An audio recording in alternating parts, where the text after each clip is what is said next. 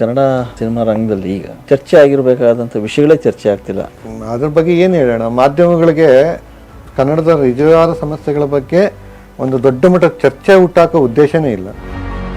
ಇಷ್ಟು ಸಿನಿಮಾಗಳಾಯ್ತು, ಈಗ what next? ಸದ್ಯಕ್ಕೆ ವಿರಾಮದಲ್ಲಿ ಇದ್ದೀನಿ. ನಿರ್ಮಾಪಕರು ಸಿಗ್ತಾರೆ ಅಂತಂದ್ರೆ ಮುಗಿಯಿತು ಅನ್ನೋದನ್ನ ವಿರಾಮ ಮುಂದುವರಿಯುವುದು. ಈಗ ಸದ್ಯದ ಪರಿಸ್ಥಿತಿ ನೋಡಿದ್ರೆ ಚಿತ್ರರಂಗದ ಪರಿಸ್ಥಿತಿ ಹೇಗಿದೆ? ICU ಅಲ್ಲಿ ಇದೆ.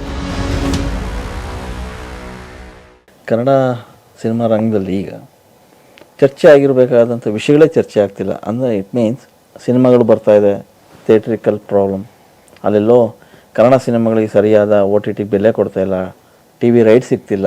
ಹೀಗಿರುವಾಗ ಇದ್ರ ನಡುವೆ ಅಲ್ಲೆಲ್ಲೋ ಡಿವೋರ್ಸ್ ಆಯ್ತಂತೆ, ಇಲ್ಲೆಲ್ಲೋ ಇನ್ನೊಂದು ಡಿವೋರ್ಸ್ ಆಯ್ತಂತೆ, ಮತ್ತೊಂದು ಮಗದೊಂದು ಸಮಸ್ಯೆಗಳೇ ಜಾಸ್ತಿ. ಈ ಬಗ್ಗೆ ಏನು ಹೇಳ್ತೀರ?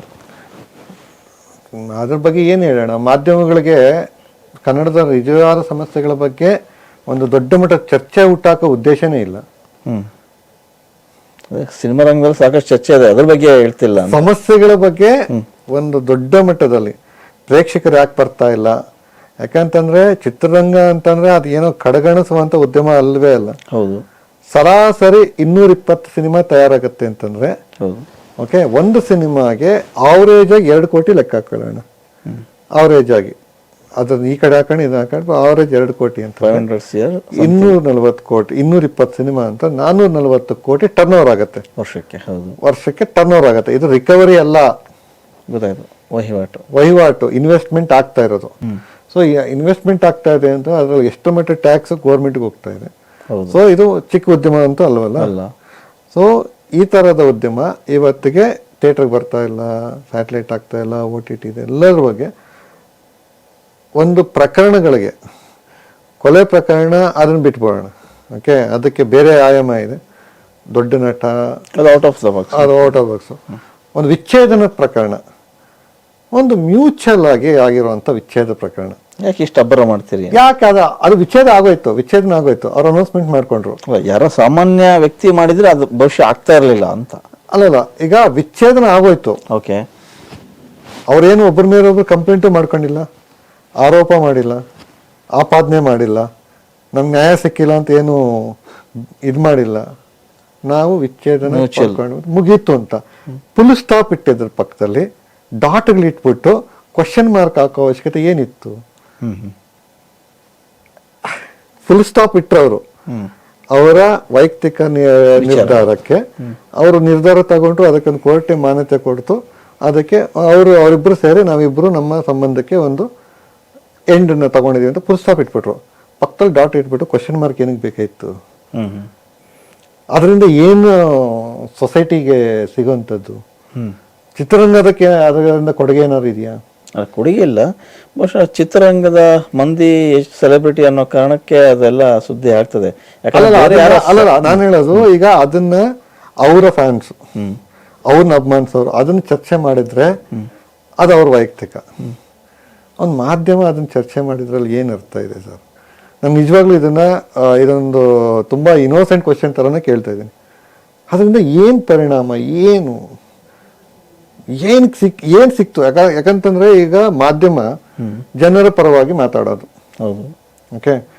ಈಗ ನಮ್ದು ಯಾವುದೋ ಒಂದು ಪ್ರಕರಣದಲ್ಲಿ ಯಾರೋ ವಿಕ್ಟಿಮ್ ಇದ್ದಾರೆ, ನಮ್ಗೆ ನ್ಯಾಯ ಸಿಕ್ಕಿಲ್ಲ ಬಾಸ್ ಅಂತ ಹೇಳ್ಬಿಟ್ಟು ಮಾಧ್ಯಮನ ಮುಂದೆ ಬಂದು ಹೇಳ್ಕೊಂಡಾಗ ಮಾಧ್ಯಮ ಅವ್ರ ಪರ ನಿಂತ್ಕೊಂಡು ಕ್ವಶನ್ ಮಾಡಿದ್ರೆ ಆವಾಗ ಅದಕ್ಕೆ ಏನೋ ಒಂದು ಆಯಾಮ ಸಿಗುತ್ತೆ. ಅಲ್ಲಿ ಫುಲ್ ಸ್ಟಾಪ್ ಇಟ್ಬಿಟ್ಟು ಆಗಿದೆ ಆ ಸಂಬಂಧಕ್ಕೆ. ಅವರೇ ಇಟ್ಕೊಂಡಿದ್ದಾರೆ ತುಂಬಾ ಮ್ಯೂಚುವಲ್ ಆಗಿ, ತುಂಬಾ ಡಿಗ್ನಿಫೈಡ್ ಆಗಿ. ಒಂದು ಅಬ್ಯೂಸ್ ಇಲ್ಲ, ಹೀಗಿರುವಾಗ ಅಲಿಗೇಷನ್ಸೇ ಇಲ್ಲ. ಹೌದು, ಅವರಿಬ್ಬರ ಮಧ್ಯೆ ಅಲಿಗೇಷನ್ಸ್ ಇಲ್ಲ, ಅಬ್ಯೂಸ್ ಇಲ್ಲ, ಆಬ್ಲಿಗೇಷನ್ಸ್ ಇಲ್ಲ, ಏನೂ ಇಲ್ಲ. ತುಂಬಾ ಡಿಗ್ನಿಫೈಡ್, ತುಂಬಾ ಮೆಚೂರ್ಡ್ ಆಗಿ ಒಂದು ಫುಲ್ ಸ್ಟಾಪ್ ಅನೌನ್ಸ್ಮೆಂಟ್ ಮಾಡ್ಕೊಂಡ್ರು. ನೀವು ಹೇಳೋ ಪ್ರಕಾರ ದಿನನಿತ್ಯ ನಡೀತಾನೆ ಇರ್ತವೆ ಬೇರೆ ಅವರ ಸುದ್ದಿ ಮುಂದೆ ಹೋಗಿ. ಹೌದು, ಆ ಥರದ್ದು ಎಂಡ್ ಆಯ್ತದು. ಅವರಿಬ್ಬರ ಮಧ್ಯೆ ಇದ್ದಂತ ಒಂದು ಏನೋ ಭಿನ್ನಾಭಿಪ್ರಾಯ ಏನೇ ಇರಲಿ, ಅವರೆಲ್ಲ ಅದನ್ನ ಸ್ಟಾಪ್ ಮಾಡ್ಕೊಂಡ್ರು, ಮುಗೀತು, ಮ್ಯೂಚುವಲ್ ಆಗಿ ಡಿವೈಡ್ ಆದ್ರು. ಅದನ್ನ ಅನೌನ್ಸ್ ಮಾಡ್ಕೊಂಡ್ರು. ಅದನ್ನ ಅವರ ಅಭಿಮಾನಿಗಳು ಅದನ್ನ ಯಾಕಾಯ್ತು, ಏನಾಯ್ತು ಅಂತ ಅವ್ರು ಚರ್ಚೆ ಮಾಡಿರೋಕೆ ಮಾಧ್ಯಮ ಆ ಟೈಮ್ನ ಕನ್ಸ್ಟ್ರಕ್ಟಿವ್ ಆಗಿ ಏನಾದ್ರು ಯೂಸ್ ಮಾಡ್ಕೋಬೋದಾಗಿತ್ತಾ? ನಿಮ್ ಪ್ರಕಾರ ಮಾಧ್ಯಮ ಈ ವಿಚಾರಗಳನ್ನ TRPಗೋಸ್ಕರ ಮಾಡುತ್ತೆ ಅಂತೀರಾ ಅಥವಾ ಹೇಗೆ? ಅಲ್ಲ, ಅದನ್ನ ನನಗೆ ಇನ್ನೊಂದ್ ಕ್ವಶನ್ ಕೇಳ್ತಾ ಇದ್ದೀನಿ. ಏನು ಉದ್ದೇಶ ಈಡೇರಿಸ್ಕೊಳ್ಳೋದಕ್ಕೆ ಅಗತ್ಯ ಪಕ್ಕದಲ್ಲಿ ಡಾಟ್ ಅಂಡ್ ಕ್ವಶನ್ ಮಾರ್ಕ್ ಬಂತು ಅಂತ? ಬೇಕು ಬೇಡ ಅನ್ನೋದ್ರ ಬಗ್ಗೆ ಡಿಸ್ಕಷನ್ನೇ ಬೇಡ ಅಂತ ನೀವು ಆ ಕನ್ಸ್ಟ್ರಕ್ಟಿವ್ ಆಗಿ ಏನು ಸಿಕ್ತು ನಮಗೆ, ಫೈನಲ್ ಏನು ಸಿಕ್ತು? ಓಕೆ, ಕನ್ನಡ ಇಂಡಸ್ಟ್ರಿಯಲ್ಲಿ ಅದೇ ಈ ರೀತಿಯ ವಿಚಾರಗಳೇ ಜಾಸ್ತಿ ಸೌಂಡ್ ಮಾಡೋದು. ಈ ಹಿಂದೆ ನಿಮ್ಮ ಸಿನಿಮಾದ ಒಬ್ಬ ನಟಿಯವರು ಮೀಟು ಪ್ರಕರಣದಲ್ಲೂ ಕೂಡ ಜಾಸ್ತಿ ಸೌಂಡ್ ಮಾಡಿತ್ತು. ಅಂದರೆ ನಾನು ಯಾಕೆ ಈ ವಿಚಾರ ಹೇಳ್ತಾ ಇದ್ದೀನಿ ಅಂತಂದರೆ, ಸಾಮಾನ್ಯ ಜನಗಳದ್ದು ಏನೇ ಆದರೂ ಅದು ಸುದ್ದಿ ಆಗಲ್ಲ. ಸೊ ನೀವು ಸ್ಕ್ರೀನ್ ಮೇಲೆ ಕಾಣಿಸ್ಕೊಳ್ತೀರಾ, ಅದನ್ನ ಒಪ್ತೀನಿ. ಯಾಕಂತಾರೆ ಸಿನಿಮಾದಲ್ಲಿರೋರು ಯಾರೋ ಆಗಿದ್ರೆ ಕರೆದು ನಾವು ಮನ್ಸೂರನ್ನ ಮಾತಾಡ್ಸಕ್ಕಾಗ್ತದೆ. 100% ಸಿನಿಮಾದಲ್ಲಿರೋದ್ರಿಂದ ಲೈಮ್ ಲೈಟ್ ಜಾಸ್ತಿ ಇರೋದ್ರಿಂದ ಅವ್ರ ಬಗ್ಗೆ ಚರ್ಚೆ ಆಗೋದು ಸಹಜ. ಓಕೆ, ಬಟ್ ಸಮಸ್ಯೆನೇ ಇಲ್ದಿರೋದನ್ನ ಸಮಸ್ಯೆ ಅಂತ ರೈಸ್ ಮಾಡೋದಿದೆಯಲ್ಲ, ಅದು ಯಾಕೆ ಅಂತ ಒಂದು ಪ್ರೈಮ್ ಟೈಮ್ನ ಇನ್ವೆಸ್ಟ್ ಮಾಡೋದಿದೆಯಲ್ಲ, ಅದ್ರ ಬಗ್ಗೆ ನನ್ನ ಕ್ವಶನ್ ಅಷ್ಟೇ. ಇದ್ರ ಬಗ್ಗೆ ಮಾತಾಡಬಾರ್ದು ಅಂತಲ್ಲ. ಓಕೆ, ಈಗ ಮೀಟು ವಿಷಯದಲ್ಲಿ ಶ್ರುತಿ ಹರಿಹರನ್ ಪರ ನಾನು ನಿಂತಿದ್ದೀನಿ, ಇವತ್ತು ನಿಂತಿದ್ದೀನಿ. ಓಕೆ, ಯಾಕಂತಂದ್ರೆ ಓನ್ಲಿ ಶ್ರುತಿ ಹರಿಹರನ್ ಮೀಟುಗೆ ಯಾರು ಸಿಲುಕಿದ್ರು ಅವ್ರ ಪರವಾಗಿ ನೀವು ಇರ್ತೀರಿ? ನಾನು ಯಾವಾಗಲೂ ಇರ್ತೀನಿ. ಓಕೆ, ಅಂದ್ರೆ ಅಲ್ಲಿ ಒಂದು ತಪ್ಪಾಗಿದೆ, ಒಂದು ಹೆಣ್ಮಗುಗೆ ಏನೋ ಒಂದು ಸಮಸ್ಯೆ ಆಗಿದೆ, ಅದು ಸಿನಿಮಾದಲ್ಲಿ ಇದ್ಕೊಂಡು ಪವರ್ನ ಯೂಸ್ ಮಾಡಿಕೊಂಡು ಅಲ್ಲಿ ಅವ್ರನ್ನ ಮಿಸ್ಯೂಸ್ ಮಾಡ್ಕೊಳ್ಳೋದು ಆ ಥರದ್ದು ಏನೇ ಆಯಿತು ಅಂತ ನಾನು ಹೆಣ್ಮಕ್ಳ ಪರನೇ ಇರ್ತೀನಿ. ಓಕೆ, ಅಂದರೆ ನನ್ನ ಪವರ್ ಇದೆ, ನಾನು ಏನು ಬೇಕಾದ್ರೂ ಮಾಡ್ಬೋದು ಅನ್ನೋ ಒಂದು ಅಹಂಕಾರದ್ದು ವಿರುದ್ಧ ನನ್ನ ಪ್ರಶ್ನೆ ಇದ್ದೇ ಇರುತ್ತೆ. ಸೊ ಆ ಥರ ಚರ್ಚೆಗಳಾಗೋದ್ರಿಂದ ಒಂದು ಅರ್ಥ ಇದೆ. ಈ ಥರದ ಚರ್ಚೆ ಅನಗತ್ಯ ಅಂತೀರ? ಎಂಡ್ ಆಗೋಯ್ತು, ಮುಗೀತು. ಮುಗಿದ ಮತ್ತೆ ಯಾಕೆ ಅದು ರೈಸ್ ಮಾಡ್ತೀರಿ? ಮತ್ತೆ ಅದನ್ನು ಬೆಳೆಸೋ ಅವಶ್ಯಕತೆ ಏನಿತ್ತು ಅಂತ. ಸಿನಿಮಾದವ್ರ ಬಗ್ಗೆ ಮಾತಾಡಬಾರ್ದು ಅಂತಲ್ಲ, ಯಾಕಂತಂದ್ರೆ ಆ ಸಿನಿಮಾದವ್ರ ಬಗ್ಗೆ ಮಾತಾಡೋದಕ್ಕೆ ಮಾಧ್ಯಮದವ್ರಿಗೆ ಆಗಲಿ ಎಲ್ಲರಿಗೂ ಎಲ್ಲಾ ತರದ ರೈಟ್ಸ್ ಇದೆ. ಯಾಕೆ ಅಂತಾರೆ, ನಾವು ಸಿನಿಮಾ ಮಾಡೋವಾಗ ಬರಲ್ವಾ, ಅವರು ಸಾರ್ವಜನಿಕವಾಗಿ ನಾವು ಸಿನಿಮಾ ಮಾಡೋವಾಗ ನಾವೆಲ್ಲ ಬರಲ್ವಾ ಸರ್, ನಮ್ದೊಂದು ಆರ್ಟಿಕಲ್ ಬರೀರಿ, ನಾನು ಕೇಳ್ತೀನೋ ಬಿಡ್ತೀನೋ ಅದು ಬೇರೆ. ಬಟ್ ಸಿನಿಮಾದವರಾಗಿ ಸರ್ ನಮ್ದೊಂದು ಆರ್ಟಿಕಲ್ ಬರೀರಿ, ನಮ್ದು ಬೇರೆ ಏನೋ ಬರೀರಿ, ಆಯ್ತಾ, ನಾವಿಲ್ಲಿ ಕೇಳ್ತೀವಿ.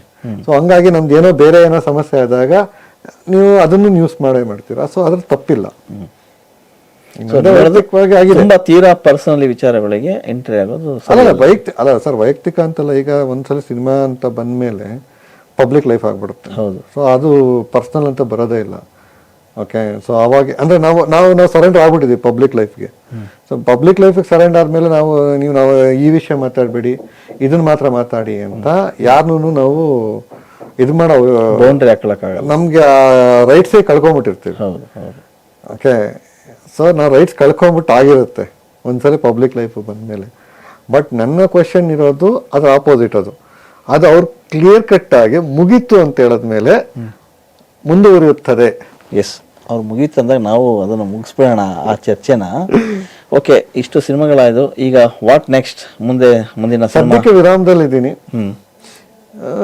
ನಿರ್ಮಾಪಕರು ಸಿಗ್ತಾರೆ ಅಂತಂದ್ರೆ ಮುಗಿಯಿತು ಅನ್ನೋದನ್ನ ವಿರಾಮ ಮುಂದುವರಿಯುವುದು. ಇಷ್ಟು ಒಟ್ಟು ಕನಸುಗಳಂತೂ ಇದೆ, ಆಸೆ ಇದೆ. ಸ್ಕ್ರಿಪ್ಟ್ಗಳು, ಬೌಂಡ್ ಸ್ಕ್ರಿಪ್ಟ್ಗಳು ಇದಾವೆ. ನಿರ್ಮಾಪಕರಿಗೆ ಧೈರ್ಯ ಬರಬೇಕು, ಚಿತ್ರರಂಗದಲ್ಲಿ ಆ ಹೋಪ್ ಕ್ರಿಯೇಟ್ ಆಗಬೇಕು.